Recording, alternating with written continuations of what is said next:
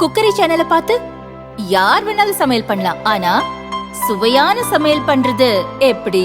நான் இதயம் நல்லெண்ணெயில சமையல் பண்றேன். ஆஹா ஓஹோன்னு பாராட்டுறாங்க. நீங்களும் இதயம் நல்லெண்ணெயில சமையல் பண்ணுங்க, பாராட்ட வாங்குங்க. தினம் தோறும் வாங்குவே இதயம். சிவகங்கை மாவட்டம் காரைக்குடி சூடாமணிபுரத்தைச் சேர்ந்தவர் ராஜா, வயது 47, சென்னையில் பணிபுரிகிறார். திருமணமாகி 2 குழந்தைகள் உள்ளனர். ராஜாவின் அக்கா கண்மணி, வயது 51, திருவாரூர் மாவட்டத்தில் சப் கலெக்டராக பணியாற்றி வருகிறார். கணவருடன் ஏற்பட்ட கருத்து வேறுபாடு காரணமாக தாய் மணிமேகலையுடன் சூடாமணிபுரத்தில் உள்ள வீட்டில் வசித்து வந்தார். திடீரென தாய் மணிமேகலை இறந்தார். பாகப்பிரிவினையில் கண்மணிக்கு எழுதி கொடுத்த சொத்து தொடர்பாக தம்பி ராஜாவுக்கும் அக்கா கண்மணிக்கும் பிரச்சனை ஏற்பட்டது.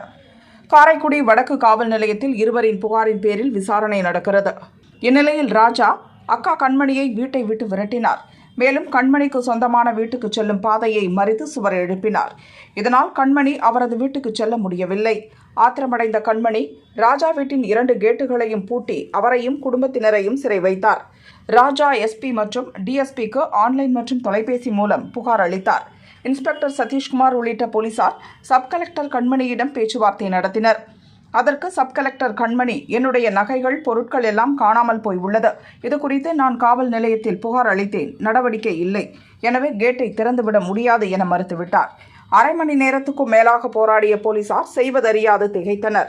பின்னர் தாசில்தார் ராஜா சப் கலெக்டருடன் பேச்சுவார்த்தை நடத்தினார். சப் கலெக்டர் வீட்டுக்கு செல்லும் பாதையில் எழுப்பப்பட்டிருந்த சுவர் அப்புறப்படுத்தப்பட்டது. பின்னர் தாசில்தார் ராஜா சப் கலெக்டருடன் பேச்சுவார்த்தை நடத்தினார். சப் கலெக்டர் வீட்டுக்கு செல்லும் பாதையில் எழுப்பப்பட்டிருந்த சுவர் அப்புறப்படுத்தப்பட்டது. இதனையடுத்து சப் கலெக்டர் சமாதானம் அடைந்ததால் பிரச்சினை முடிவுக்கு வந்தது.